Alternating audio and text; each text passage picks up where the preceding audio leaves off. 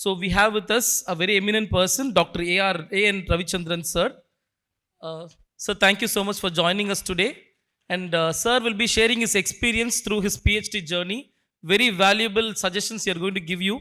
So please do listen. If you have any no questions, you can interact with him. Get it done. The purpose of this induction program is to simplify your PhD process, right? So many things you might know, you might not know. So might not know creates a lot of problem.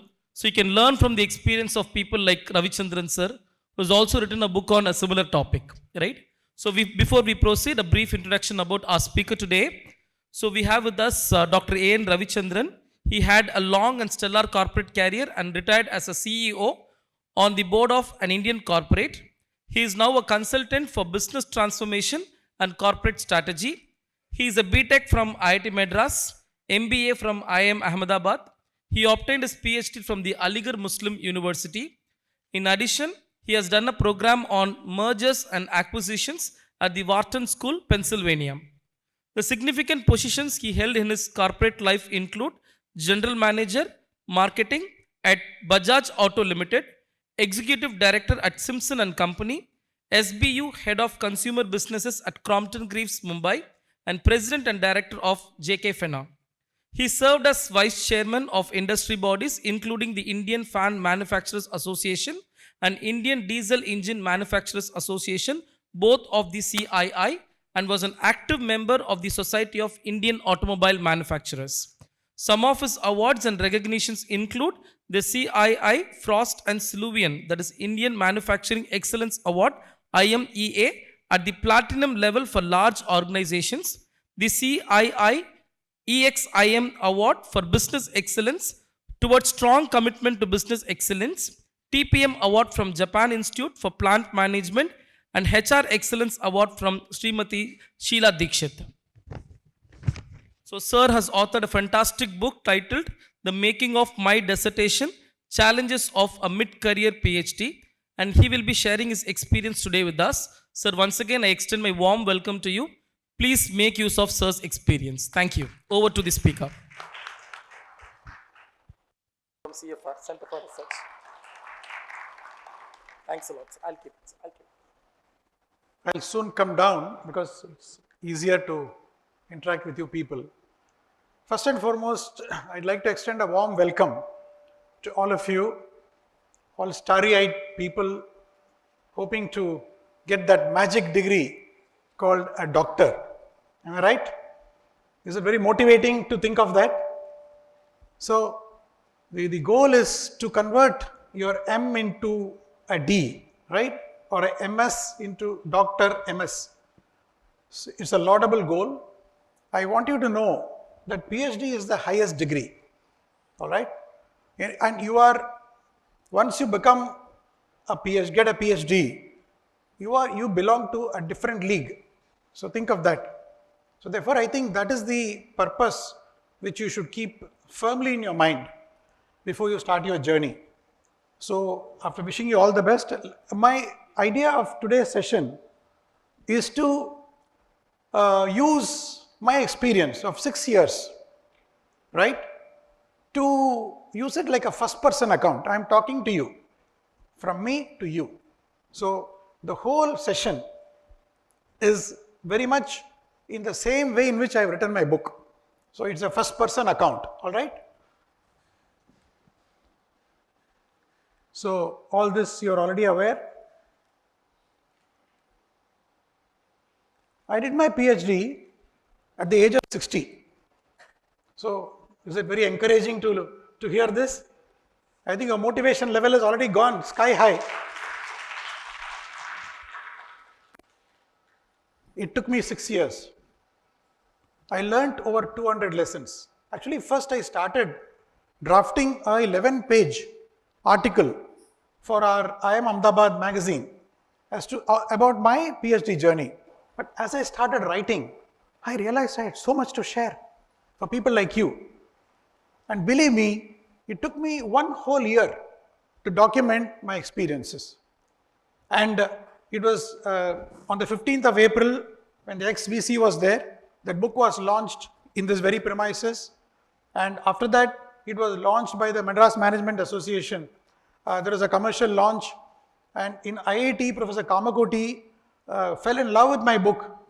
He got 30 copies of my book, and he made me do a validatory session at the IIT Madras on the 30th March, and he awarded these books to the best presenters in a All India Research Scholars meeting at ICS&R auditorium in the IIT Madras premises. So, demystifying a PhD scholar's journey. So, this word demystifying is very important. What is demystifying? It is like I am starting here, I am taking a lamp, I am going through a dark path, and I am lighting that path until my journey is completed. So, therefore, you can expect at the end of this session some amount of light as you move forward. This presentation has the basis, my PhD thesis is the basis of my presentation. Because any presentation which is very general, saying do this, don't do this, this is the right thing to do, this is not the correct way, all this is okay. But somewhere it goes beyond your head. At that time it looks very appealing. But at the end of the session when you are having tea, you scratch your head and say, what did he say? So therefore I think it's very important that any such subject, any motivational session has to have a basis. So likewise, my session as well as my book has my PhD thesis as the basis. It is a first person account from me to you. I had a passion to share the pain I underwent in obtaining my PhD with people like you who are going to undergo a lot of pain. So don't make a mistake. It is not a bed of roses, all right? So therefore, I think I am going to make the pain a little less for you, hopefully. Some data. You see, there are two bodies which govern all academic institutions in the country. One is the NCERT, other is the University Grants Commission. They govern about 12 to 14,000 institutions of various disciplines across the country. And the data what I have presented is what I have seen in their websites over a period of time, about a year or two back, 25 to 35,000, because the data varies depending on the source. 30,000, 35,000 PhDs are awarded in India in all disciplines put together. But 8 times the number of people enroll for a PhD program in all these institutions. What does it tell you? The strike rate of people who go through this journey and climb the Himalayas and say, and then put a flag there, that is 12%. So my purpose is to help you to be in the 12%. Ross Perot is a well-known businessman in the southern part of America, and this is his quote: most people give up just when they are about to achieve success. So you will find many points in your journey where you start getting doubts. So that is exactly the point when we should take a pause and say, look, okay, fine, today is today and tomorrow is another day. So got to have an open mind, and then, sorry.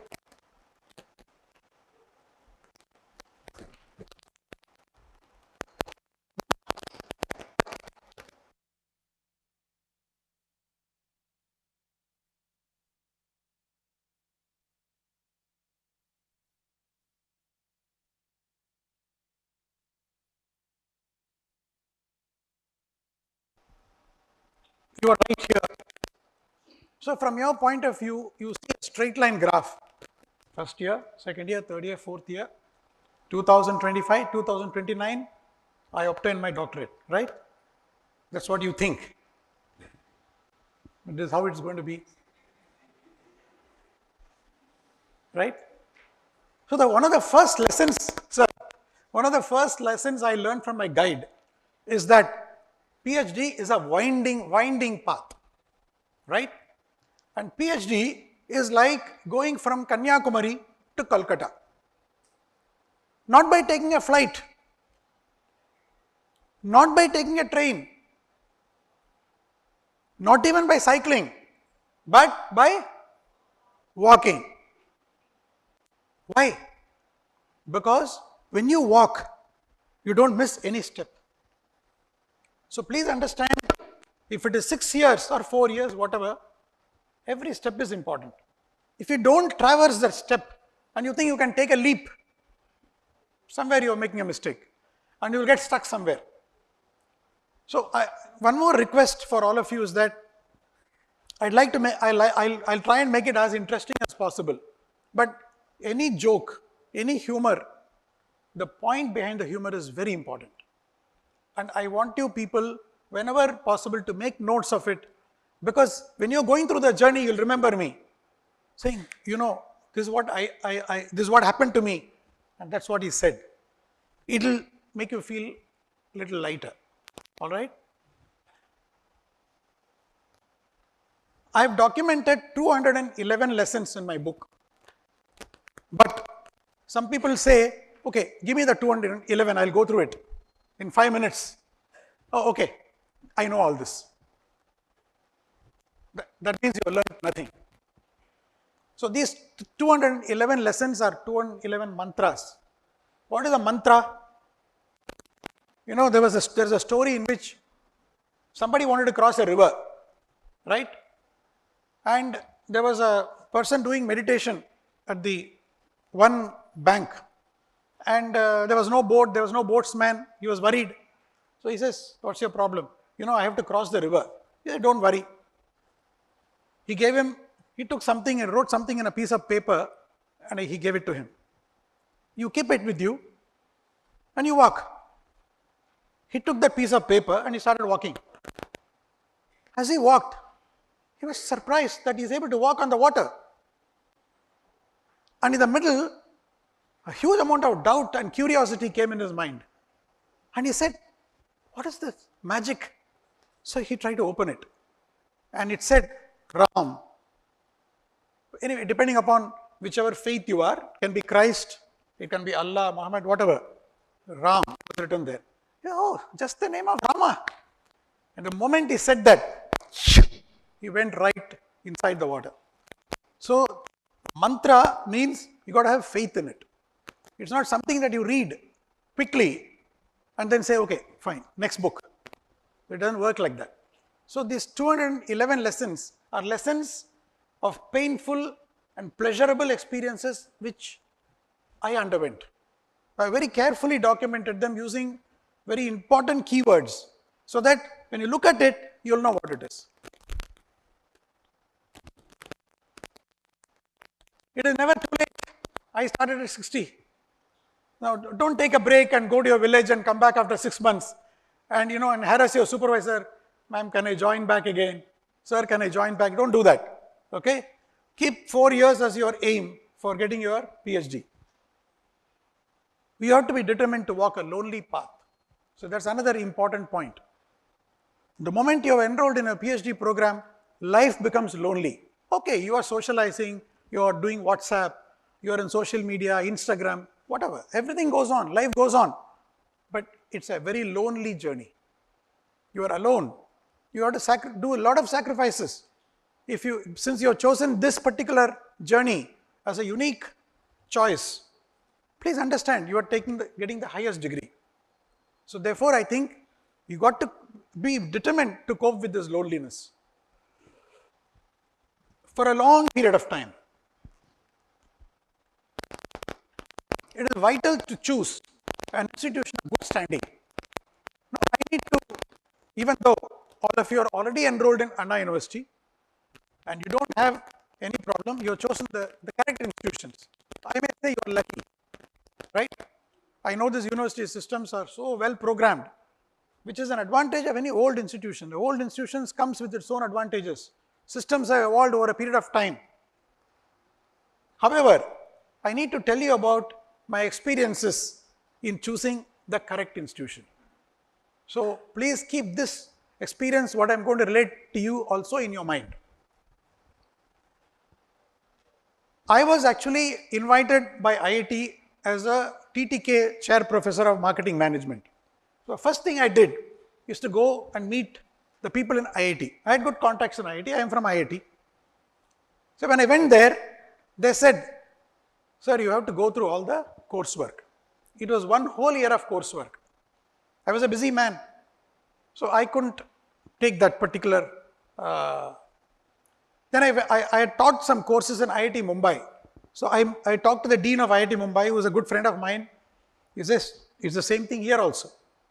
And he quoted the instance of a Citibank pioneer who was actually sitting in the classrooms at that time at the age of 70. A person called J. Rao, called Jayatirtha, a very famous person. So people have this passion and desire to get a PhD at any age. So therefore, I could not afford to get into IIT. So then I used to go to Hyderabad during my sojourns, and I met a few people there. People said, no, Ravichandran, no, don't worry. I met the dean of one management school. He says, absolutely no problem. I can guide you, etc., etc. He put me on to a college called the Center of Economic and Social Studies. All right. So I went there. I enrolled for the UGC examination, and I got through the UGC. I got the guides. I went through the UGC guides, and then I got a good score, etc., etc., etc. And I used to go and visit this Center for Economic Social Studies every month during my business visits. And then there was a good lady who was a coordinator. I said, ma'am, when can I do the application? Sir, one more month, next month, next month. It went on like that. The University of Hyderabad was the approving authority for the Center of Economic and Social Studies. So what did I do? I'm a marketing guy. Excuse me, please. So I went to the University of Hyderabad. What was I telling you? Somebody? Loudly? Good. So I went to the University of Hyderabad. See, I've been a marketing guy all my life. Whenever there is a problem, I go to that place where the problem arises. So all these points you note down. Every single word I'm uttering today is important for you. So I went to the University of Hyderabad. I met the registrar. I had a very pleasant interaction. A very good person, very nice person. So then again I went back the next month to the Center of Economic and Social Studies. The lady said the same thing. Sir, some more time, one more month. It went on like that. 6 months passed by like that. So then, sitting in Chennai one fine day, I called the registrar. He took the phone. Maybe it was a bad day for him, I don't know. But he started saying something which I couldn't decipher. Then finally I realized that he was spelling some cuss words in Telugu. Okay, he was showing his irritation. I'll put it like that. So some issue between University of Hyderabad and Center of Economic Social Studies, which I did not know what it was. But that was a turning point in my journey. One whole year, almost 6 to 7 months had already passed. So then I realized there's something wrong with the admission process. So then what did I do? I went and wrote another entrance test which is sponsored by Aligarh Muslim University. Is it audible now? Is it okay? Settle down now. Sponsored by Aligarh Muslim University and the All India Management Association. I wrote that examination. And I had been a consultant and an associate professor 2 decades back when I was working in Delhi.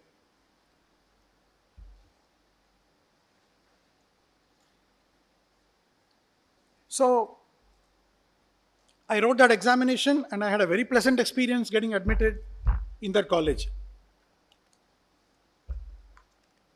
One whole year I lost in the process. So I talked about 6 years. 1 year went in getting away from the wrong place and getting into the right institution. I've talked about this elaborately in my book. I've given you a summary of my experiences. So in one way or the other, I showed you a winding path. This winding path means that somewhere or the other, in some parts of your journey, you may find some thorns, you may find some stumbling blocks, and you need to know how to come out of it. Now, I could always have said, okay, wrong institution, let me stop this and not pursue that. I could have done that, but I did not. So that's another lesson for you.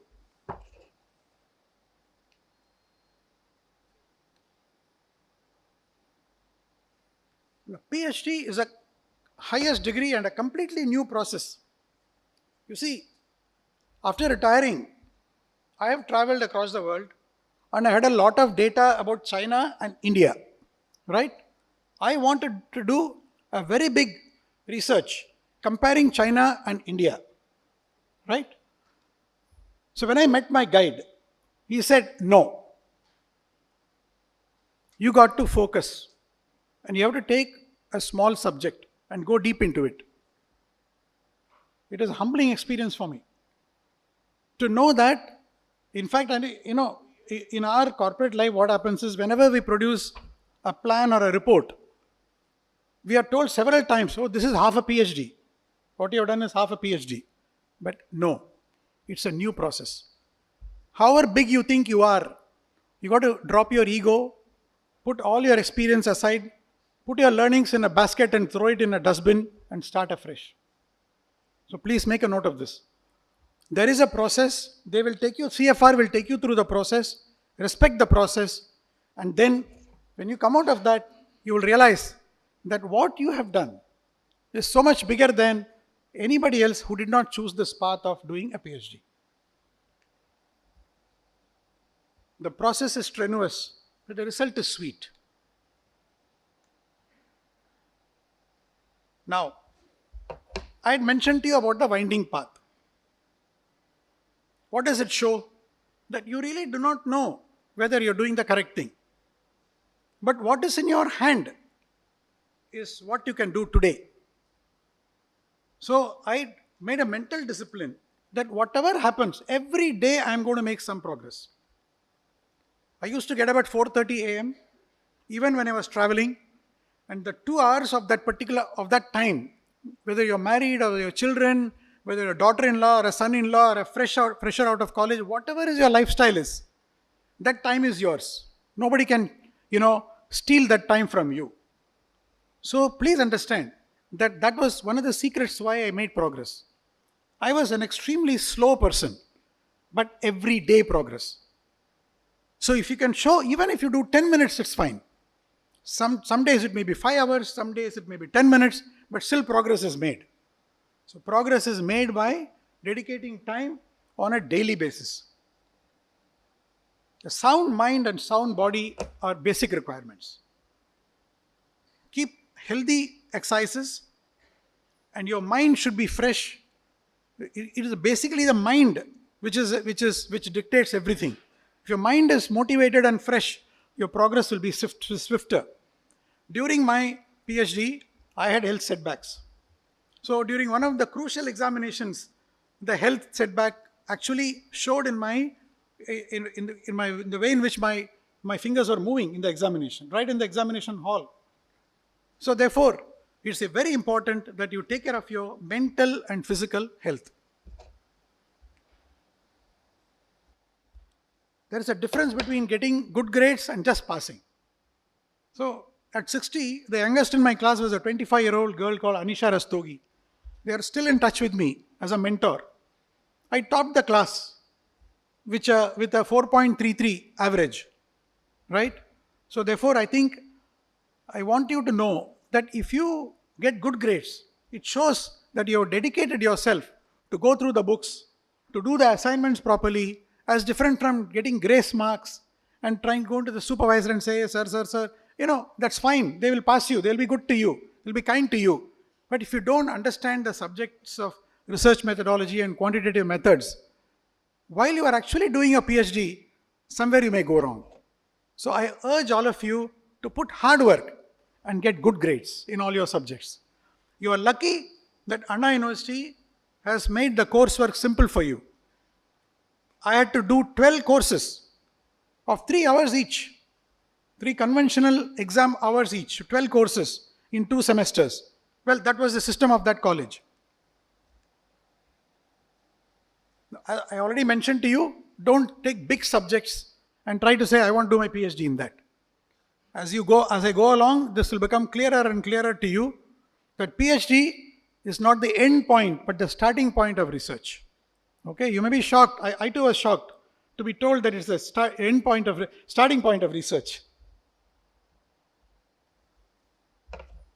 I am told, in fact, last meeting only Velraj only mentioned these two examples. PhD is not something you start from your foot, but from your shoulder. This was mentioned by who? Einstein. When? 100 years back. Imagine that. 100 years back, when a scientist is telling you that PhD starts from here, not from here, what does that mean? It means the discoveries from your foot to your shoulder have already been made. You are not in the Neanderthal age that you make some basic discoveries of a periodical table element and things like that. You got to add knowledge to what people have already done. Just keep this in mind, and when we talk about literature review, I'll mention this point again. PhD adds acute knowledge. The word acute is important. Not general knowledge. Acute knowledge to already made discoveries. Somebody has discovered hundreds of things. You are adding 101st.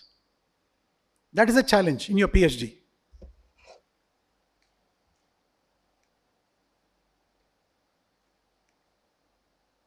Identifying a topic. I will illustrate the importance of identifying a topic when I go through and present you my title. Quite often what happens is, you ask around people, can you suggest some topics? You will ask your supervisor, can you give me some 10 topics? That is good, that is laudable. No way to finalize a topic. When I did my research, in spite of my vast experience, I picked up a topic in the area called corporate social responsibility. So thinking I am too smart, I took two subjects and I mixed it up. Without my knowledge, I mixed it up. And then I got into a lot of trouble trying to get that proposal through. So I'll talk about all this when I come to how to deal with choosing a topic. This is another point in my session. The more and more clarity will be obtained as I go through in my session.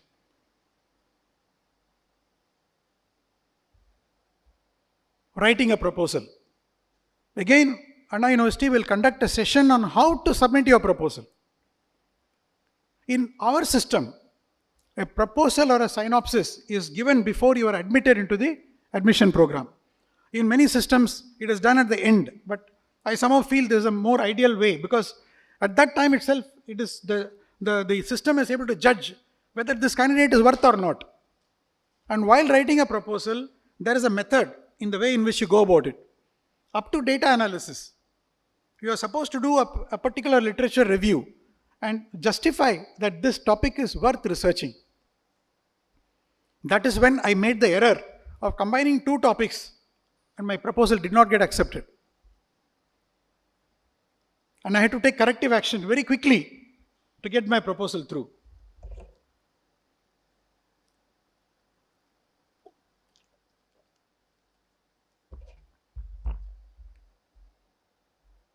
Develop a legible and stable handwriting. You see, I remember in one of the tennis matches, Karthi Chidambaram and one more person were sitting with each other. And Vijay Amritraj, I'm sure most of you must be knowing him, he is a big tennis champion. He's a very humorous guy. He was giving a commentary about what's going on. So, Federer and someone was playing, and Karthi Chidambaram was like this, and his friend was also like this. So the commentator was saying, what are they doing? No, they must be doing WhatsApp. So then Vijay Amrita said, they must be WhatsApping each other. So this is the world we live in, right? We are sitting together, 3-4 of us, and we are not even talking to each other. We are doing WhatsApp, or we are using laptop. So how many of you are Tamil speaking people? Put your hand up. Most of you, all of you. So let me take some liberties. வர நம்ம கையெழுத்து நம்ம தலையெழுத்து நல்லா இருக்கும் கிறுக்கு எழுத்தாயிடும். ஏன் அப்படின்னா, When I was young, my father made me learn first alphabet, second alphabet, third alphabet, and fourth alphabet. I don't know, some of you may not even know something like this exists. A, that A you may not know. You may only know this A. There are 4 alphabets. So we are made to go through that eligibility in our handwriting. Over a period of time, you now take a notebook and write. It will be like a doctor's prescription, most of you. So now tell me, how can I go and write an examination like this?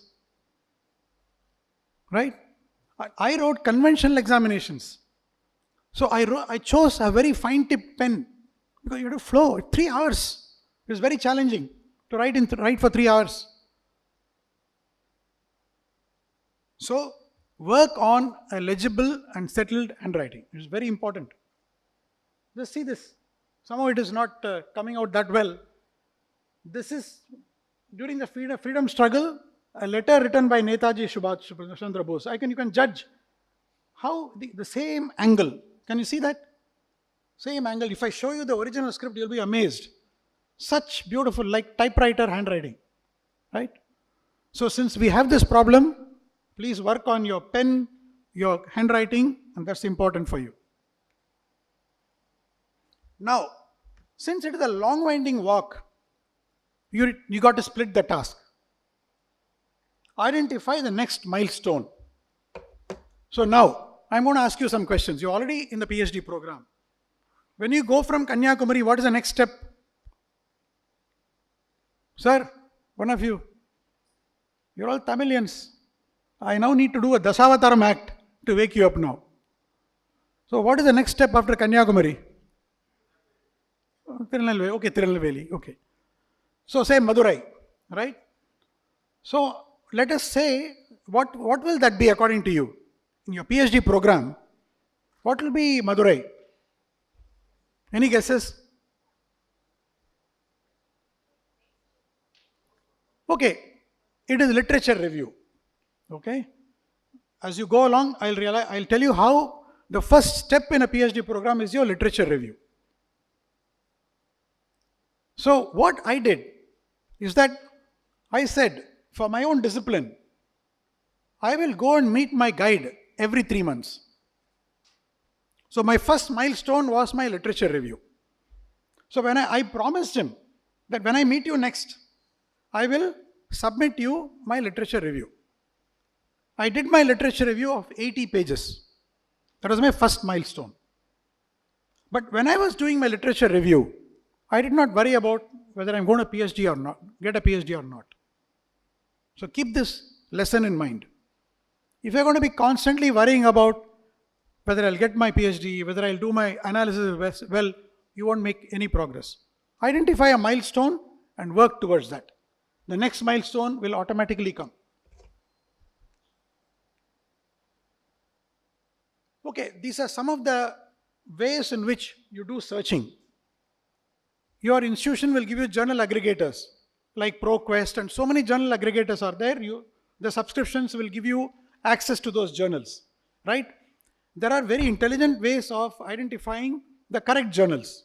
The journal has to be current, topical, not too old. If it is conceptual, it can be slightly old. There are conceptual articles, okay, that can be even 30, 40 years old. But depending on your topic, you need to choose articles which are like 10 years, 15 years old only. And once you hit the correct article, go through the references of that article. So that author would have gone through some very good references. Sometimes those references are even better than the article itself, right? And when you do a search, don't get lost. Don't go headlong in doing searches. So a balance is very important to keep. Ideally, a PhD will have about 250 to 350 articles, right? But when you actually consolidate your thesis, you lose about 20-30% of your article. Not all articles are of the correct standard. There will be substandard articles, which you will not know in the beginning. But I told you about Madurai. When you go up to Madurai, do not worry about the quality of that. Quality, of course, is important, but not beyond a point. It is a first cut. You understand what I'm saying? It's the first cut of literature review. So therefore, identify articles in an intelligent way. In fact, sometimes Google search itself gives you good articles. Google Scholar gives you good articles. And apart from your aggregator, there are other methods, informal methods. There is some controversy about those methodologies now, but I'm a strict believer that knowledge should be available free. Nobody should, make people pay for an article or take an approval for an article and so on and so forth. I don't believe in that. Now, every step that you take, there has to be a discipline. It is not a cut and paste job. Please understand, literature review is not a cut and paste job. Some articles you have to go cover to cover, you have to read cover to cover. Some articles you have to read the abstract, the introduction, the conclusions, the limitations, and broad data analysis. But every time you summarize an article, open a separate folder, nomenclature it, give names right then and there. Don't say, okay, I got it now, I'll come back and do it. You'll never come back. So that's the secret of our life is consistent set of good habits. A good habit is to give a name to that article then and there. Do the summary then and there, and then you can relax. So when you do the daily progress, keep this point in mind.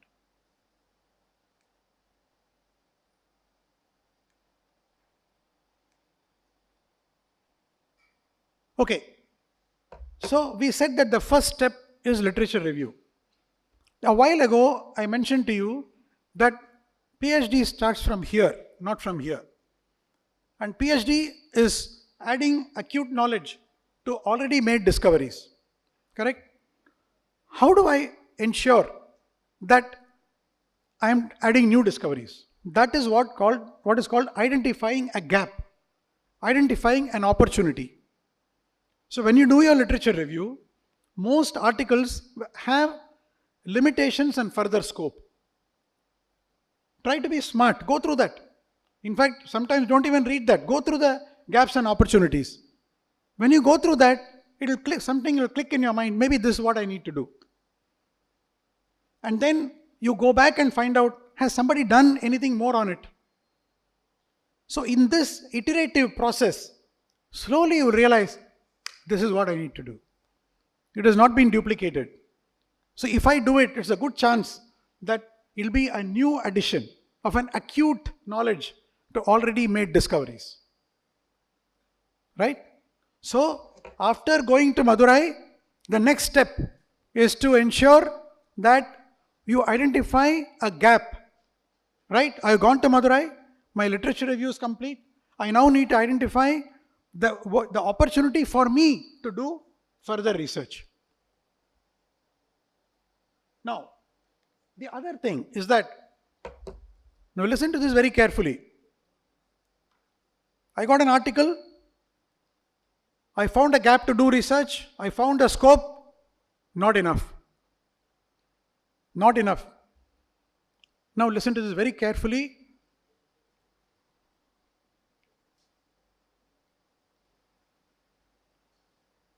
Listen to this point very carefully. You have to understand that PhD is all about theory. It's a very important point I'm making. A PhD is a very theoretical approach to life. If there is an article which talks about a theory, there will be another 10 articles which will counter the theory. Okay? So you cannot say, I got this article, I've identified a gap, and therefore I'm going to do my PhD. Which is why a variety of studies that together justify, oh yes, the scope is there, is the way to identify the gap on which my topic will be based. Makes sense to all of you? I'll finish in about 20 minutes and give about 10 minutes for your question answers. The chosen topic should be unique and not found duplicated from an earlier study. Okay, now there are many significant points I want to make, but I'm slightly anxious that if I make too many points, I think the lunch was good, I think, isn't it? How was the lunch?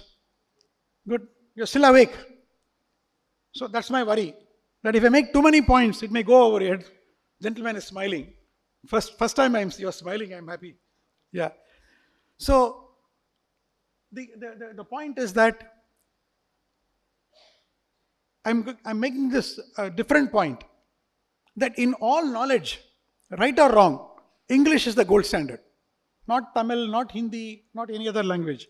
But English is the gold standard.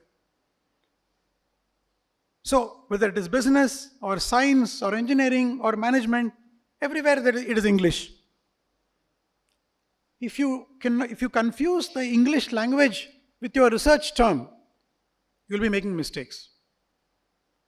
You got to understand how that English term has been adopted as a research term. It's a big exercise. You can make big mistakes by arbitrarily using any word. Both words will look the same, but as a research term, they are two different things, as I will illustrate.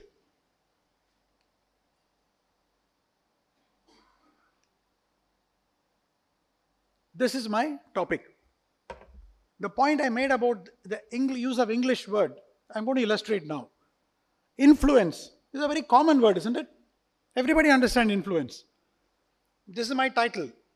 If I change influence to caused, C-A-U-S-D, or to relationship, everything about in my thesis will change. My research methodology, my research data methodology, everything will change. So, when you define your title, all this will go over your head now. But when you finally choose the words that you use in your title, you will realize the value of what I am saying. So now, the influence. My subject is in the area of social sciences and business. Most of you will be doing it in technology and engineering, but the principles are more or less the same. Customer perceived ethicality. Customer everybody knows. Perceived everybody knows. Ethicality everybody knows. But customer perceived ethicality nobody knows. It's a specific term. It's an English word, English phrase, adopted in business, in social sciences. It talks about how, if I'm buying a bulb, do I buy from Philips or some other person? Maybe you buy from Philips. That is how you perceive the company. So the customer perceived ethical practices of the company. Now this is what is called an independent variable. You can keep the notes of it maybe. It's called an independent variable in my research. Customer perceived ethicality. The influence on brand effect, perceived quality and brand equity. Brand equity is called the dependent variable. The independent variable, the dependent variable. And perceived quality and brand effect are called the mediating variables. Okay? A study of corporate services brands in India. Now that defines the scope. So in the title itself, my intent of my research, the topic of my research, the scope of my research, everything gets defined. I had 31 service brands like Amazon, like telecom, 6 categories of service and 31 brands of service form my scope in my research. So scope is also defined, the variables are defined, everything is defined in the title itself. So title phraseology is a critical feature of your PhD. Do not imagine that I have a guide. The guide means God. Please take the delusion away from your mind. I have talked to hundreds of people for getting my PhD. Hundreds of people, young and old. Okay, you have to learn from the simplest person. Your guide is also like you. You have to have a respectful relationship with your guide. When you go to the guide, you got to go with specific questions. Value her time and value your time also. So many guides, many turning points. You go through my book, you will realize all about it. Such a valuable chapter in my book.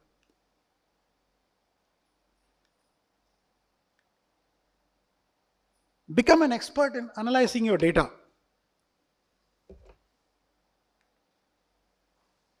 During my research, I was told that in so-and-so college, there is one Theo or Leo, I don't remember.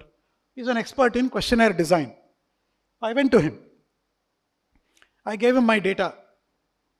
As they say, ஒரு சாரப்பாம்பு தவளை பிடிக்கிறதுக்கு பதிலாக ஒரு நல்ல பாம்பு பிடிச்சி வச்சுங்க, லபக்குன்னு ஒரு இடத்துல கடிச்சு சாப்பிட்ரும். சாரப்பாம்பு பிடிச்சோன்னா தவளையும் சாவாது, சாரப்பாம்பும் கஷ்டப்படும். So that is the experience I had with that gentleman. Neither he knew his subject well, nor I knew my subject that well. 4 months of agony I suffered. Okay?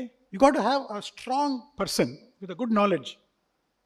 So what I did, I talked to one of my colleagues, Dr.A.N.Ravichandran, very respectable professor in Madras University, saying, sir, I think you can do your own data analysis. Turning point in my life. Something flipped inside of me. And I decided on that very day to do everything myself. So that's the ideal thing. Please do not hire outside experts as much as possible. Now, YouTube. In my thesis, right at the end, I got stuck. Mine is a very quantitative exercise using mathematical and statistical modeling called structural equation modeling. Now, there is what is called a mediation analysis.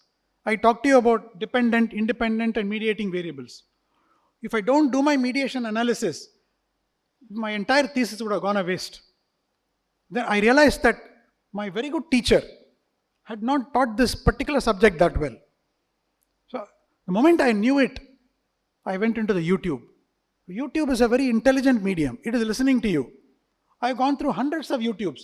A time came, Dr. Ghulam, when the YouTube supplied me the correct YouTubes. That 2 13-minute clips, everything I wanted, it gave me. Till then I was going all over the place, searching, putting my data, and it's not working out. And suddenly it worked out. So, it is not only artificial intelligence. Even some of these search engines are very powerful. They have their own intelligence. So, become an expert in using the YouTube. Ocean of knowledge. Publishing is easily the toughest part in obtaining your degree.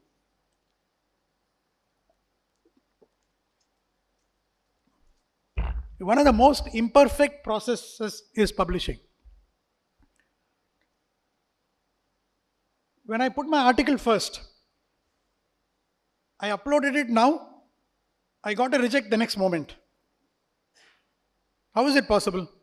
I upload it now, the next moment I get a reject. Okay? So that imperfect it is. And then they will tell you that don't worry, you submit again to the same magazine, they'll tell you. Not to some other magazine. Don't worry, you're a good guy. You've done a good article. But you submit again. I mean, I don't think I'm so foolish to do that. So you will go through all these experiences, right? So, publishing is a necessary step. Do not complain. It is like making men out of boys. If you want to have a good viva voce, you got to be a person who publishes good articles in good journals. Studies should be strong on the concept. A journal will value if a concept is unique. The framework, the scope, what you are addressing, the methodology. See, in my thesis, there is what is called methodological justification. So in my viva voce, the person asked me, why did you choose such structural equation modeling? I was not prepared for that question. So then I realized there can be other methods. So then I added a chapter called methodological justification. You may ask, so what's the difference? They are actually trying to judge how learned you are. Subject is the same, but how learned you are, your conviction, your authenticity, that yes, this is my method. I have chosen this method for these reasons. So, the analysis tools.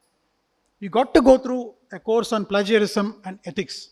Managing plagiarism scores is a very important steps. There are there are many tools like Turnitin and which is the other one. Uh, just getting there are 3 4 tools. I use Turnitin as a plagiarism checking tool. You have to run your article and your thesis many times before you come within the minimum requirements of that particular journal or the institution. So they talk about similar. In fact, my experience is that I not even referred to some internet sources, and yet it referred to an internet source. So, so in the process, I learned I lost some references in getting my score down. Later, I said, okay, no, I should not have lost the references.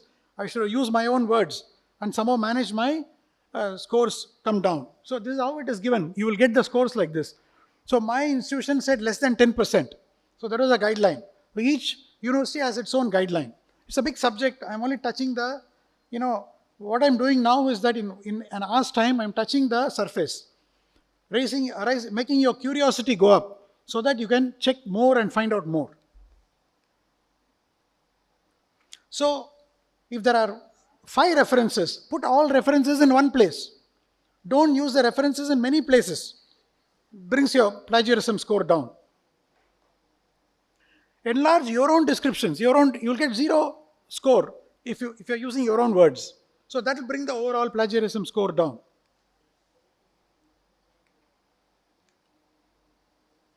The final report is you created so many pearls of wisdom.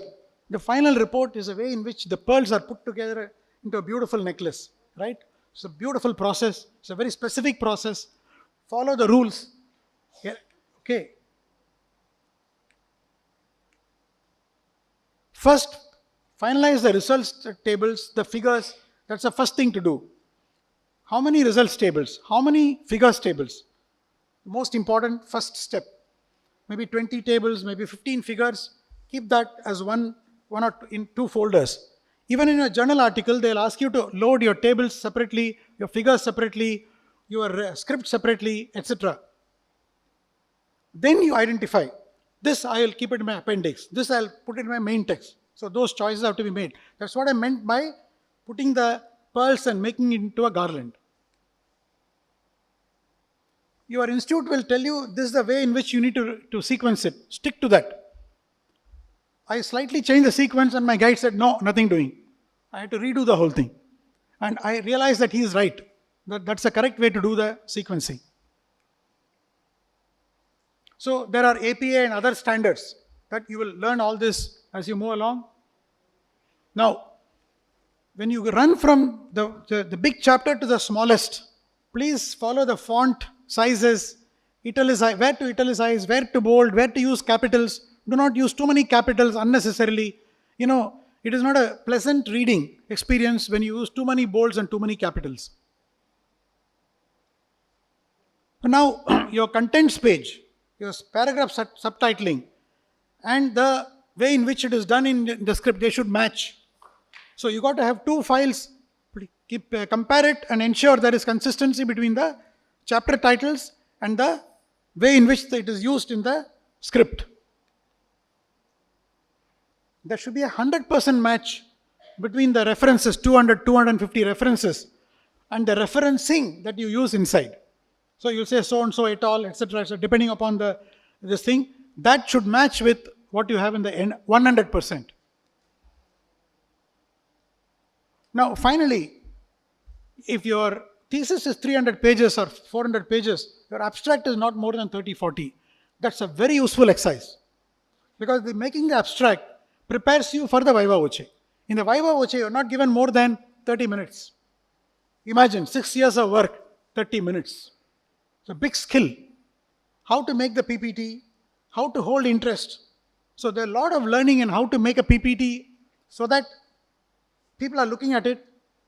The most important data is already there. Some things go into the hyperlink. If the examiner asks you can always refer back to it. That skill comes after making a proper abstract.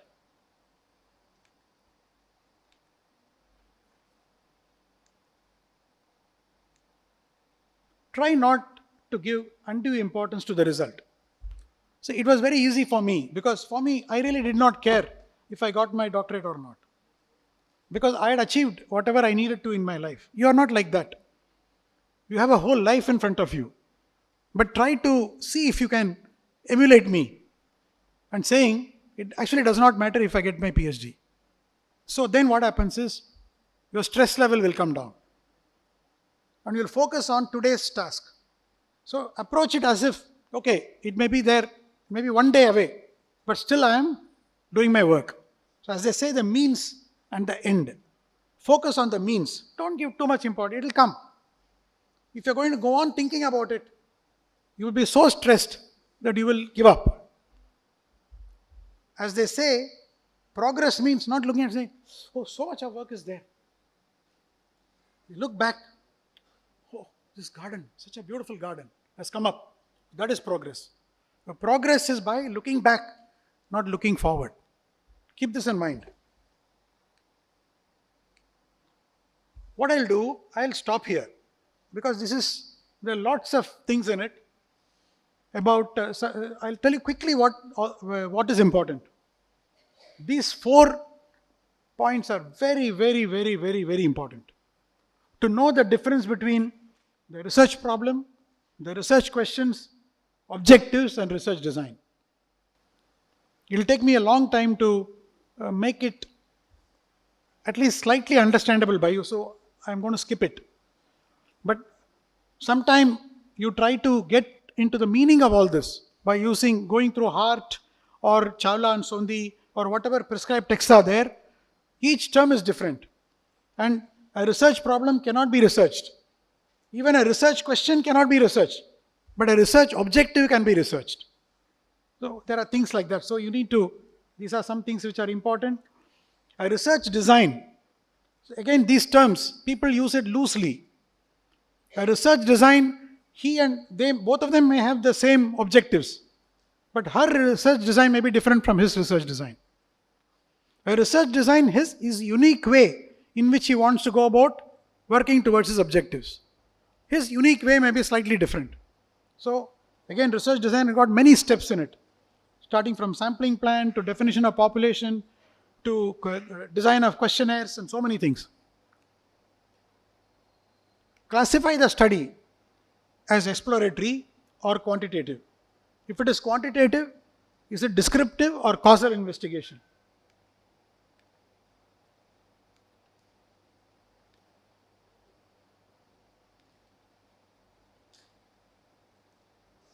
Okay, I will probably give some more time for question and answers.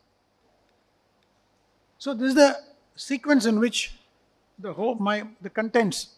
First, the topic, the literature review, identification of the research gap, the research questions and research objectives, the conceptual framework, your conceptual framework, the research design, your data, your methodology, your data analysis and results, discussion and conclusion. What is the unique contribution that your research has got to the knowledge in the academic stream? So that's a very important chapter. And finally, what are the limitations in my research and what is the scope for further research? So this is the way in which your thesis should flow. So thank you very much. All the best in your PhD journey.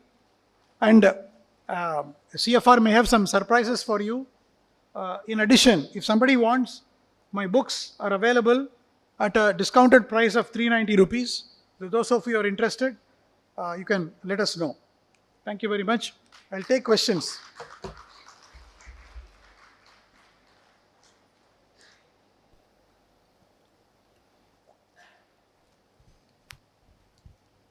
You can ask me questions on what I have covered and what I have not covered also. So both are okay. Yeah. Give him the mic, please. Rendu mic eduthu kuduthurunga. Please go ahead. Excuse me, sir. After we understand these concepts of your book and basics of dissertation, now the question, how to start the dissertation with the theoretical or practical concept? See, I don't know what you mean by theoretical or practical. All research is theoretical. Yeah. The difference is, if you are doing in the field of engineering, it is most probably an experimental design, Yes. which means you have to set up an experiment, right? Which is your area? Sir, I'm doing PhD of industrial engineering. Which engineering? Industrial engineering. Industrial engineering. So Yes. industrial engineering is to do with cycle time studies and so many things, Yes. right? So you got to, the methodology is exactly the same. You have to first define your topic. Yeah.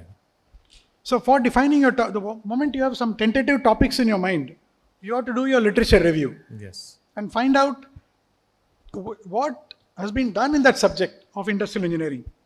All right? And then you need to say, okay, now this is exactly what I want to do. So therefore, any research is based on theory. So the first thing they'll ask you, what is the theory on which your research is based? You make a note of this. Even in Anna University, after doing your coursework, when you're defending your title, they'll ask you to make a proposal, a short proposal. Then they'll tell you what is the theory on which your proposal is based. When Dr. Gulam takes the next session, he will tell you more about the Anna University system. Okay, sir. You got to base your research, your study based on some theory. Like for example in finance, there is what is called a pure share theory. It talks about a 1 rupee share of so much value and so on and so forth. So it's a theoretical framework. Theoretical. Yeah. So even in your industrial engineering topic also, there will be a theoretical framework. Okay, sir. In which stage I should start with the practical? Like after literature review, or like getting the algorithm and data analysis, exactly. then getting the... Exactly. So when you set up your experiments, there will be a control group, there will be an experiment. It will be a very practical approach. And there will be practical conclusions. Yes. But based on that theory, you will either prove or disprove the theory based on your experiments. Based on your experiments, you will say, the results of my experiment prove that if you do this, you will improve your cycle time. Or it will prove that line balancing, the intricacies between line balancing and extra productivity or a supply chain management is so on. I mean, whatever. I'm just trying to imagine your topic. So it will prove the theory on which your research is based. Okay, sir. You'll be constructing experiments on the ground. I mean, I want to clarify. Yes. It is not something which you'll do sitting from home. It will be on the ground. So whatever data that you collect on the ground and whatever conclusions you come to, you will emphasize and prove that this theoretical framework is either accepted or rejected. Sir, like the percentage of theoretical, how much it will be for the dissertation? 70% or like? No, I'm sorry. Somewhere The I'm not able to- theoretical part of dissertation. Can you like suggest me it will be of percentage? 40, 60. 40, 60. Okay. Thank you so Your much. sir. guess is as good as mine. Thank you so much, sir. Yeah, feel free to ask questions. Any doubt? Quickly, let's have a jaldi round. Quicker the questions, more questions we can accommodate. What about you? Any questions? Anybody? Sir, give some tips for reducing the similarity index. Sorry? Sir, give some tips to reduce the similarity index in literature service. Yeah, that's what. See, basically, like, don't do a cut and paste. That's the first and foremost tip. When you read an article, understand what that article is saying. All right? Keep it in your mind. Go to a separate corner and note down whatever you have understood in your own words. So you can bring the similarity index down. And to that, based on your research, add your own perspectives. So if the first step, suppose it gets 15%, what you have done in your own world gets 0%. The balance may come down to 8 or 9%. Even tables and figures that you put. In the table, if you're going to increase the indexes, you have to reduce the number of indexes. If you increase the number of indexes, the percentage will go up. So when you go through this session on plagiarism, the master will take you through many, many tips how to manage your plagiarism. Is it making sense to you? Yes, sir. Yes, sir. Sir, but you said you have to avoid some repetitions in Yeah. the letters. So when I do my literature review, I will say that, no, like he says in industrial engineering, the supply chain system or the reverse logistic system is given in this manner, within bracket, so and so, so and so, so and so, so and so, so and so. So if 5 people would have said the same thing, put all the references in one. People have a habit of putting the same point and using the references in different places. Plagiarism score goes up. So many tricks in the whole thing. So plagiarism session itself, there are many sessions. You will be in fact, if you can become part of the groups, there are many groups in Chennai itself. They will give you a complete research methodology, plagiarism, publication. You should attend all those sessions. So I think this you understood, isn't it? Yes, sir. Yes, sir. And how to write that reference list, sir? The citations we are Yeah. writing, no, sir. So how to write? Whether it should follow the workflow or the concept of what I See, normally what happens is, typically, I'll tell exactly what I found. And within bracket, there are 2 ways of doing it. If there are 2 authors, you can put both the authors together with the last name first, index, and there is a methodology in that. Some texts, some journals allow you to put the first author and put et al. Either italicized or straight. But in the final references, there are different styles. Like APA is a typical style. I don't know, I think Anna University follows another style. Dr. Gulam will tell you about that. So you need to follow that consistent style in the referencing. You see, there are some Grammarly, for example, gives you the ability to put the reference and it will give you the full reference as per that format. But I didn't follow that. I written about that in the book.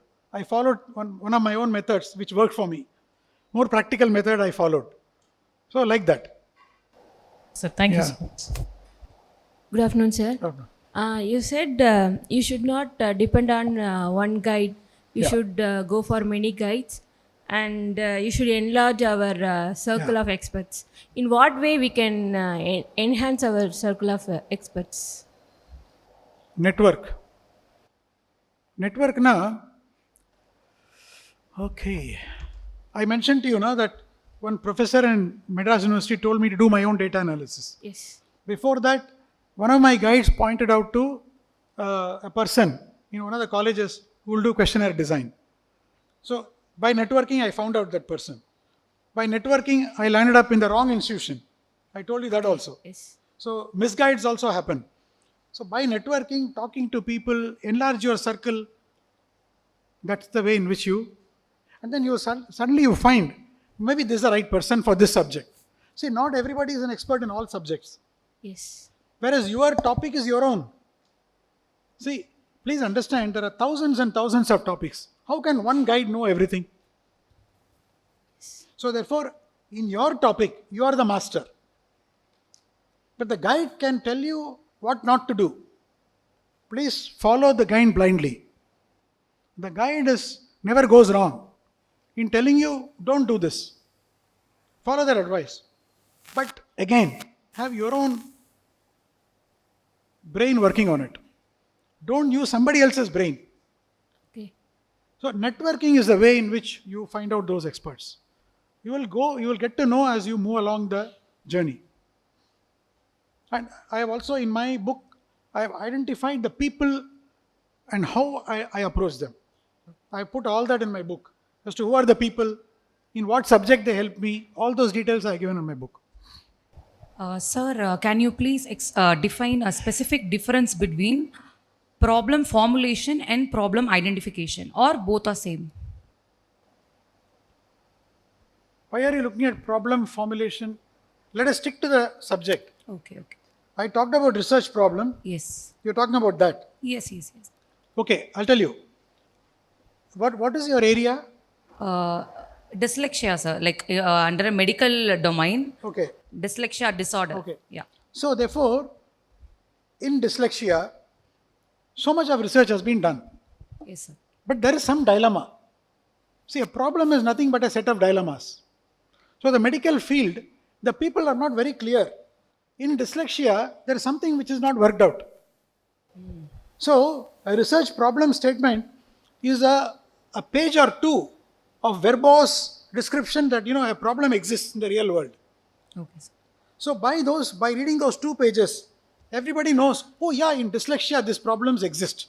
Yes, sir. That is research problem. Okay, sir. Call it problem formulation. So that.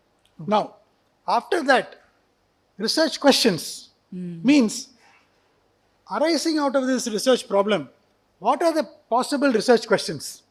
Okay, sir. Maybe 7, maybe 10, maybe 15. Okay. Now, you identified those questions. Okay, sir. Then you will say, look, I'm not going to deal with all the 10 or 15. I'm going to choose 3. Yes, sir. Those 3 questions. But those 3 questions also, you have to state it in terms which can be researched. Okay, sir. In fact, in my book, I have stated that. I given examples. So the research objective, the way in which it is phrased, can be exactly taken for the next level of research.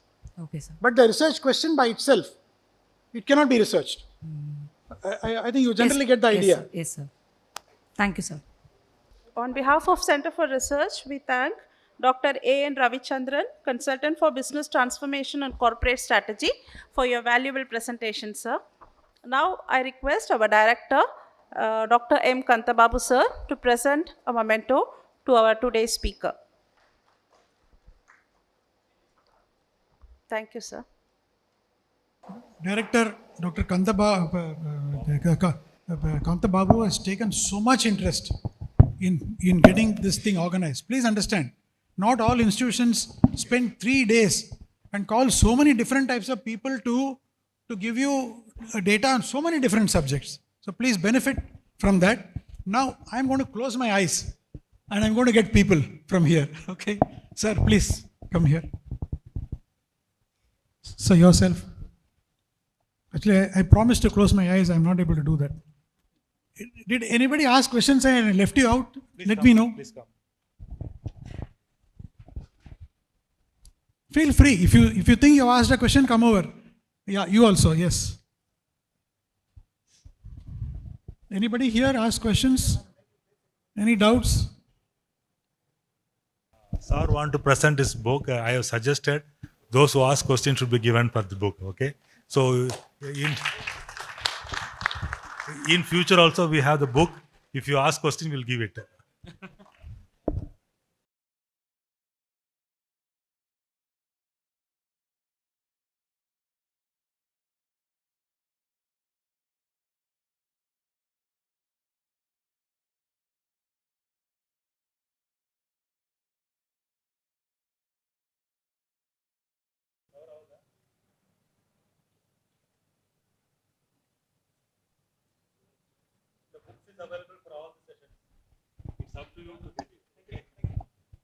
Please understand, it doesn't mean that only those people who ask questions have participated. I'm sure most of you are silent and very active participants. I can see it in your eyes. Okay? You, all of you, you're so actively participating, but you are somehow not up to it. Better next time, okay? Those who ask question in the morning sessions, please raise your hands. Please come forward. Morning sessions. You already got one, no? Morning sessions. Those who ask questions in the morning, please come.